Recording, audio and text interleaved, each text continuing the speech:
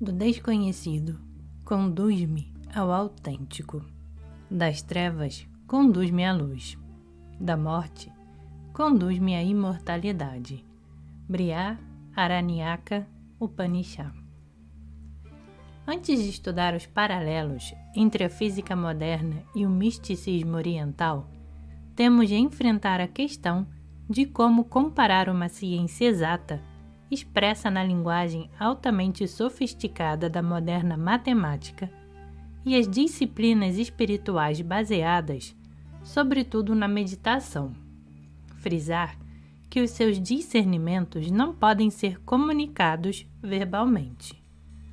O que queremos comparar são as afirmações feitas por cientistas e místicos orientais acerca do seu conhecimento do mundo. Para estabelecer a correta grelha comparativa, temos de nos perguntar, em primeiro lugar, que tipo de conhecimento estamos a falar. Entende o monge budista Diankyor Wat, ou de Kyoto, por conhecimento, o mesmo que o físico de Oxford ou Berkeley. Em segundo lugar, que tipo de afirmações vamos comparar? Que vamos selecionar dos dados experimentais, equações e teorias, de um lado, e das escrituras religiosas, mitos antigos ou tratados filosóficos, de outro. Este capítulo pretende tornar claros esses dois pontos: a natureza do conhecimento envolvido e a linguagem na qual este conhecimento é expresso. Tem sido reconhecido ao longo da história que a mente humana é capaz de dois tipos de conhecimento, ou dois modos de consciencialização, designados muitas vezes por racional e intuitivo, e têm tradicionalmente sido associados com ciência e religião, respectivamente. No Ocidente, o tipo de conhecimento intuitivo religioso é frequentemente desvalorizado em favor do conhecimento racional científico, enquanto que a tradicional atitude oriental é geralmente a oposta. As afirmações seguintes sobre o conhecimento de dois grandes pensadores do Ocidente e do Oriente tipificam as duas posições. Sócrates, na Grécia, proferiu a famosa afirmação: só sei que nada sei. E Lao Tzu, na China, disse: não saber que se sabe é melhor. No Oriente, os valores atribuídos aos dois tipos de conhecimento são muitas vezes perceptíveis pelos nomes atribuídos a cada um. A Upanishad, por exemplo, fala de um conhecimento mais elevado e de outro mais limitado, e associa este último a variadas ciências. O mais elevado, a tomada de consciência religiosa. Os budistas falam do conhecimento relativo e absoluto, ou de verdade condicional e verdade transcendente. A filosofia chinesa, por outro lado, realçou sempre a natureza complementar do intuitivo e do racional, e apresentou-se pelo arquétipo Yin e Yang, que forma a base do pensamento chinês.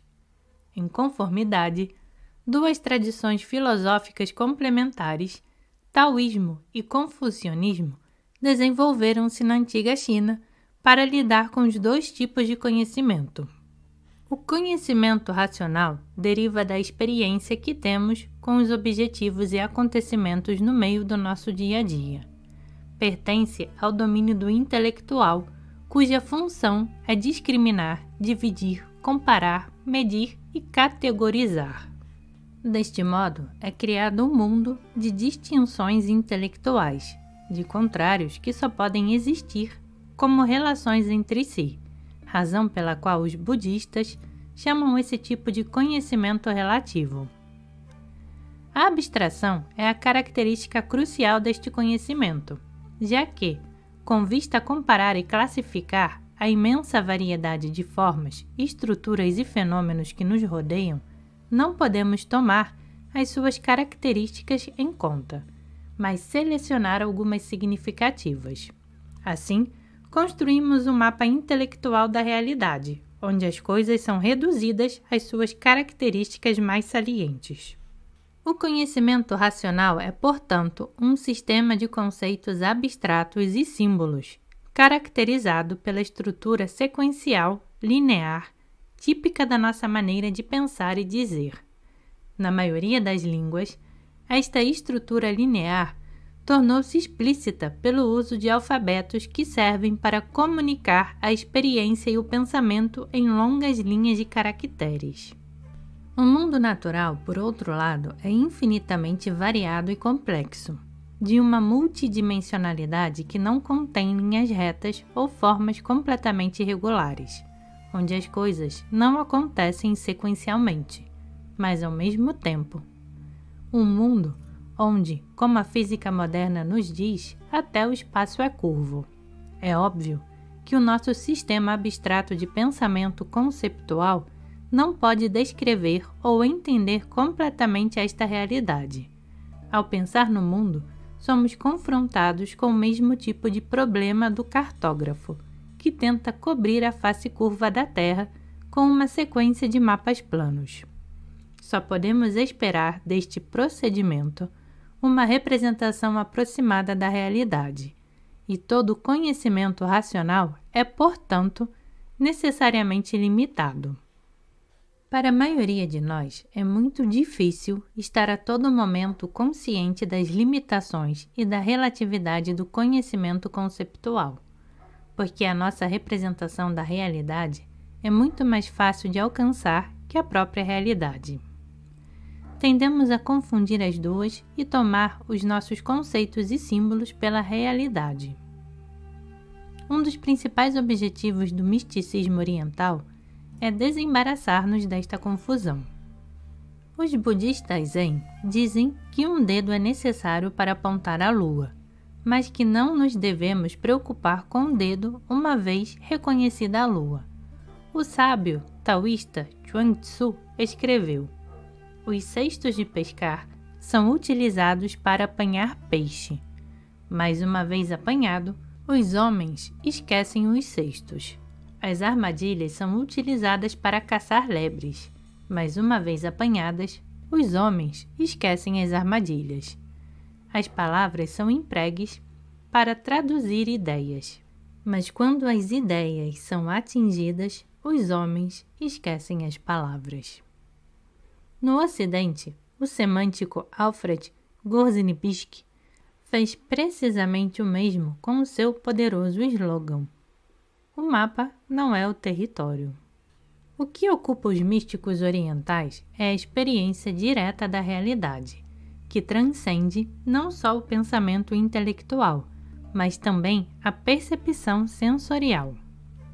Nas palavras de Upanishad, o que não tem som, toque, forma, perecibilidade, bem como sabor, constância, cheiro, sem princípio, sem fim maior que o grande estável. Alcançando isso, libertamo-nos da boca da morte. O conhecimento que vem de uma tal experiência é denominado conhecimento absoluto pelos budistas, porque não confia nas discriminações, abstrações e classificações do intelecto, que, tal como vimos, são sempre relativas e aproximadas. É como nos dizem os budistas, a direta experiência do indiferenciado, indivíduo, indeterminada omnisciência. A total apreensão desta omnisciência não é apenas o âmago do misticismo oriental, mas a característica central da experiência mística em geral. Os místicos orientais insistem repetidamente no fato de a realidade última não pode ser nunca objeto de raciocínio ou de conhecimento demonstrável. Esta nunca poderá ser adequadamente descrita por palavras, por estar colocada sob o reino dos sentidos e do intelecto do qual as nossas palavras e conceitos são derivados. O Upanishad diz a propósito: onde o olho não chega o discurso nem a mente. Não sabemos, não entendemos. Como se poderá isso ensinar? Lao Tzu que chama esta realidade o Tao, afirma o mesmo na linha da abertura do Tao Te Ching. O Tao que pode expressar-se não é o Tao eterno. O fato, notório na leitura de um jornal, de a humanidade não se ter tornado mais sábia nos últimos 2000 anos, apesar de um prodigioso incremento do conhecimento racional, é evidência sobeja da impossibilidade de comunicar o conhecimento absoluto por palavras. Como disse Chuang Tzu, se pode falar sobre isso, todos já o saberiam. O conhecimento absoluto é, portanto, uma experiência da realidade totalmente não intelectual, uma experiência surgida num estado de consciência invulgar, que se pode chamar meditativo ou místico. Que um tal estado existe foi não só testado por numerosos místicos no Oriente e no Ocidente, mas também indicado pela investigação psicológica. Nas palavras de William James, a nossa vulgar consciência operante, chamada consciência racional, é somente um tipo específico de consciência, apesar de, separada pela mais fina barreira, existirem formas de consciência potenciais completamente diferentes. Apesar de os físicos estarem, sobretudo, preocupados com o conhecimento racional e os místicos com o intuitivo, ambos os tipos de conhecimento ocorrem nos dois campos. Isso torna-se notório quando examinamos como o conhecimento é obtido e expresso em física e no misticismo oriental. Em física, o conhecimento é obtido pelo processo de investigação científica, que pode ser encarado em 3 fases. A primeira fase consiste em reunir dados experimentais acerca do fenômeno a ser investigado. Na segunda fase, os dados experimentais são relacionados com símbolos matemáticos e é elaborado um esquema matemático que interrelaciona estes símbolos de uma maneira precisa e consistente. Tal esquema é normalmente designado por modelo matemático ou, se é mais inteligível, uma teoria. Essa teoria é então usada para prever os resultados de experiências posteriores levadas a cabo, para verificar todas as suas implicações. Nesta fase, os físicos podem ficar satisfeitos quando encontrarem um esquema matemático e souberem como usá-lo para antecipar experiências. Eventualmente podem, no entanto, querer conversar acerca dos seus resultados com não-físicos e terão, nessa conformidade, de exprimir-se em linguagem neutra. Isto significa que terão de formular um modelo em linguagem vulgar, que traduza o seu esquema matemático. Mesmo para os físicos, a formulação de tal modelo verbal, que constitui a terceira fase da investigação, será uma medida do entendimento a que chegaram. Na prática, claro, as 3 fases não são nitidamente separadas e não ocorrem sempre pela mesma ordem. Por exemplo, um físico pode ser conduzido a um modelo determinado por uma convicção filosófica por ele sustentada, na qual pode continuar a acreditar mesmo quando surgem provas experimentais contrárias. Tentará então, e isto acontece muito frequentemente, modificar o seu modelo de modo a harmonizar-se com as novas experiências. Mas se o resultado experimental continuar a contradizer o modelo, provavelmente ver-se-á obrigado a abandoná-lo. Este modo de fundamentar experimentalmente todas as teorias é conhecido como método científico e, como veremos, tem a sua contrapartida na filosofia oriental. A filosofia grega era, ao contrário, profundamente diferente a este respeito. Apesar de os filósofos gregos terem ideias extremamente elaboradas acerca da natureza, por vezes bastante próximas dos modelos científicos, a grande diferença entre os dois é a atitude empírica da ciência moderna, estranha ao pensamento grego. Os gregos obtinham os seus modelos dedutivamente, de alguns axiomas ou princípios fundamentais, e não indutivamente a partir do que foi observado. A arte grega, da lógica e do raciocínio dedutivo, é, no entanto, um ingrediente essencial na segunda fase da investigação científica, a formulação de um modelo matemático consistente e, portanto, uma parte fundamental da ciência. Conhecimento e atividades racionais constituem certamente a parte mais significativa da investigação científica, mas não a esgotam. A parte racional da investigação seria de fato útil se não fosse completada pela intuição, criadora de novos discernimentos e da criatividade dos cientistas. Estes discernimentos tendem a surgir repentinamente e, caracteristicamente, não quando se está sentado à secretária a resolver as equações, mas em situações de descontração, no banho, durante um passeio pelo campo, na praia, etc.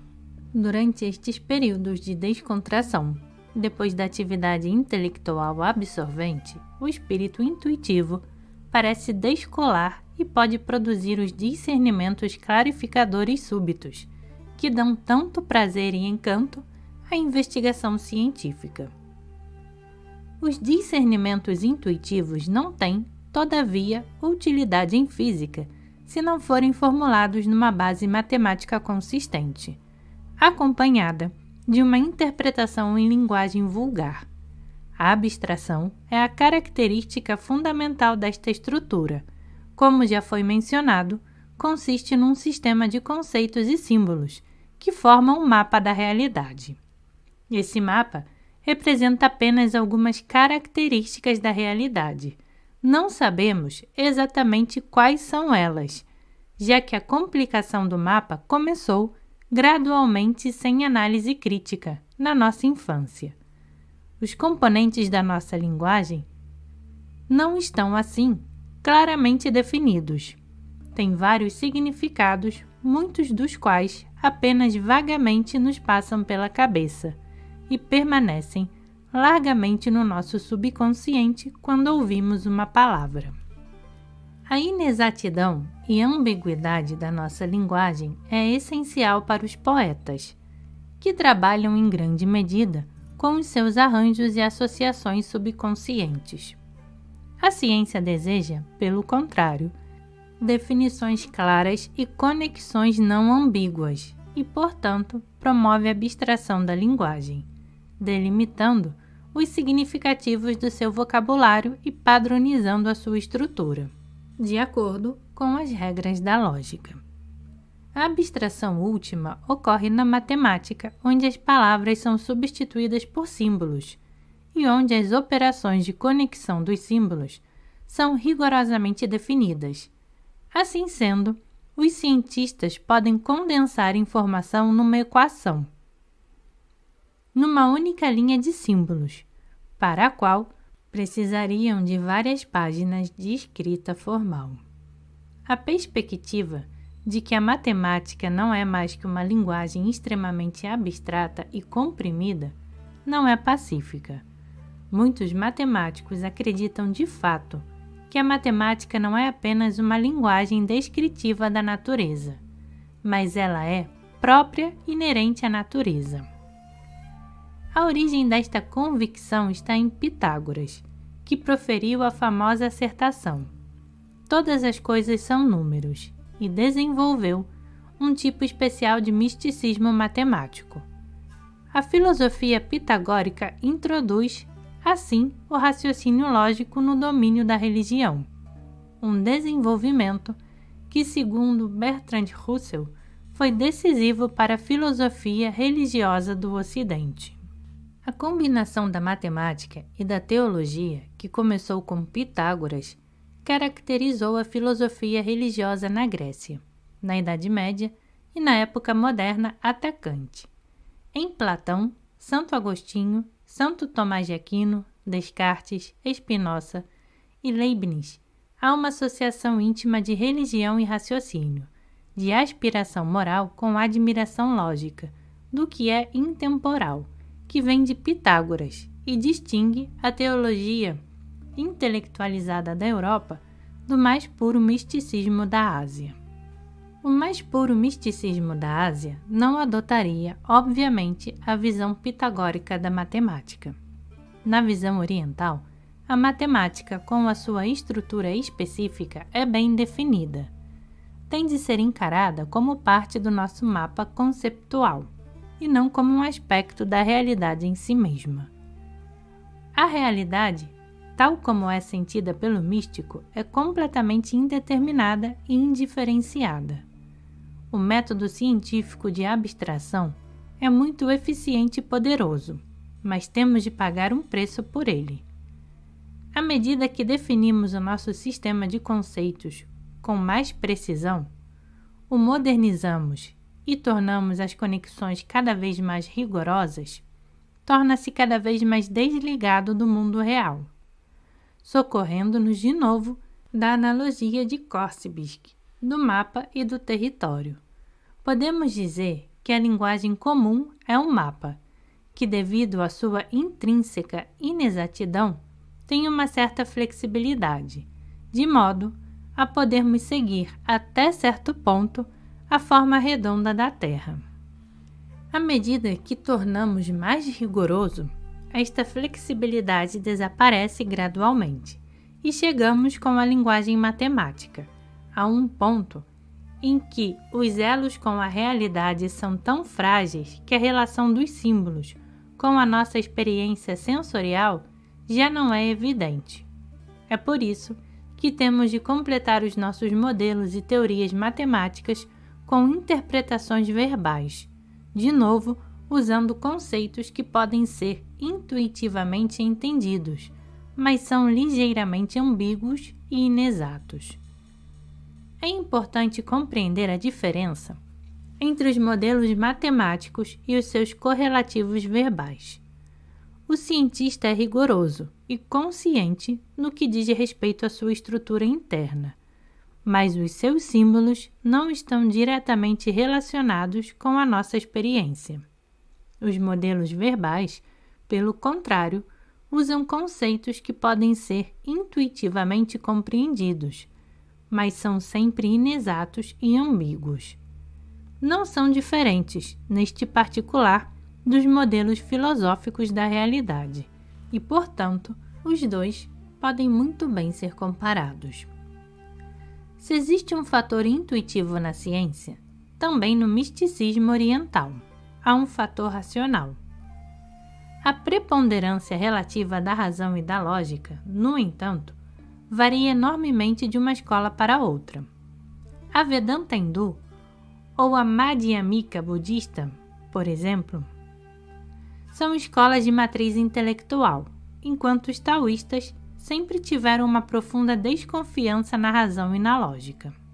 O Zen, que teve a sua origem no budismo, embora fortemente influenciado pelo taoísmo, orgulha-se de ser sem palavras, sem explanações, sem instruções, sem conhecimento.